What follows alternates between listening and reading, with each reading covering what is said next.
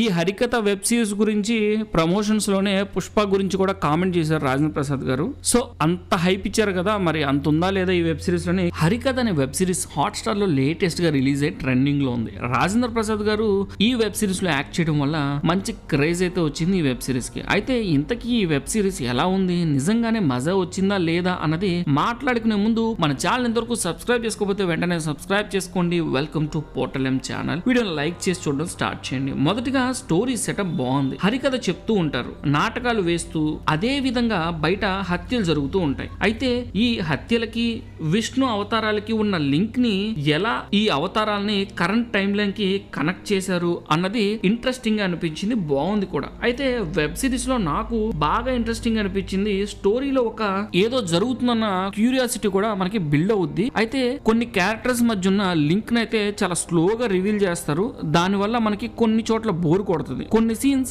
ఎక్కడో చూసామే అని కూడా అనిపిస్తుంది. కరెక్ట్ గా మనకి ఆ ఫీలింగ్ రాగానే సీన్ అయితే మారిపోతూ ఉంటుంది. ఓవరాల్ గా బానే ఉంది. ఫస్ట్ అండ్ 6th ఎపిసోడ్ చాలా బాగుంటాయి, కానీ డెఫినెట్లీ ఇంకా బాగా డీల్ చేసి ఉండొచ్చు అనిపించింది నాకు. అంటే అంత స్కోప్ ఉంది. అఫ్ కోర్స్ డైరెక్టర్ దగ్గర అంత టాలెంట్ ఉందని కూడా మనకి ఫస్ట్ ఎపిసోడ్ చూసినప్పుడే అర్థమైపోతుంది. నిజంగా 6th ఎపిసోడ్ లో ఉన్న ఎమోషన్స్ మాత్రం పీక్ లెవెల్లో ఉంటాయి. అద్భుతంగా తీశారు. ఇంకా ఆర్టిస్టుల పర్ఫార్మెన్స్ చాలా బాగుంది. Particularly 6th and 1st episodes లో కొన్ని క్యారెక్టర్స్ ఉన్నాయి, అవి ఏంటని నేను చెప్పను కానీ వాళ్ళు చేసిన యాక్టింగ్ మాత్రం నెక్స్ట్ లెవెల్ ఉంది. నిజంగా వాళ్ళకి ఫ్యూచర్ లో చాలా ఆఫర్స్ వస్తాయి. తెలుగు ఇండస్ట్రీలో వాళ్ళు బాగా గుర్తుండే పర్సన్స్ అయిపోతారు అనిపించింది. ఎవరన్నది మీరు చూస్తే మీకు ఇప్పటికే అర్థమైపోయి ఉంటుంది. కింద కామెంట్ చేయండి. ఇంకా రాజేంద్ర ప్రసాద్ గారి గురించి తెలిసిందే కదా, న్యాచురల్ యాక్టర్. సో ఆయనకి ఇచ్చిన రోల్లో ఆయన అయితే ఇచ్చి పడేసాడని చెప్పాలి. ఎమోషనల్ సీన్స్ లో కూడా చాలా పర్ఫెక్ట్ గా యాక్ట్ చేశారు. ఇంకా డైలాగ్ డెలివరీలో ఆయన కొట్టేవాళ్ళు లేరు, అంత పర్ఫెక్ట్ డైలాగ్ డెలివరీ ఉంటది కాబట్టి నిజంగా ఎక్సలెంట్ గా ఉంది. మిగతా ఆర్టిస్టుల పర్ఫార్మెన్స్ కూడా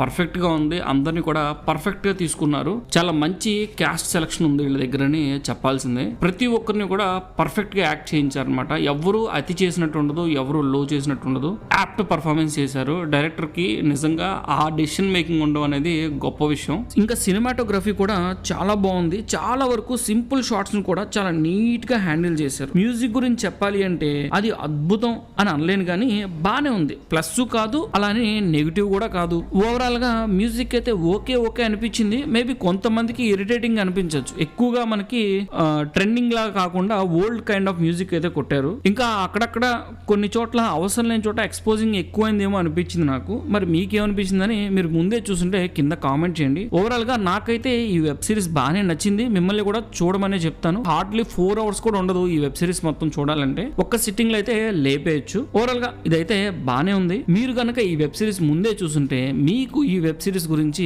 ఏమనిపించింది? బాగుంది అనిపించిందా, ఎక్సలెంట్ అనిపించిందా, లేదా అనుకున్నంత లేదు అనిపించిందా కింద కామెంట్ చేయండి. ఎందుకంటే ఈ హరికథ వెబ్ సిరీస్ గురించి ప్రమోషన్స్ లోనే పుష్ప గురించి కూడా కామెంట్ చేశారు రాజేంద్ర ప్రసాద్ గారు. సో అంత హైప్ ఇచ్చారు కదా, మరి అంత ఉందా లేదా ఈ వెబ్ సిరీస్ లోని కింద కామెంట్ చేయండి. ఇంతవరకు మీరు మన ఛానల్ సబ్స్క్రైబ్ చేసుకోకపోతే వెంటనే సబ్స్క్రైబ్ చేసుకోండి, అలాగే లైక్ చేసి వెళ్ళండి.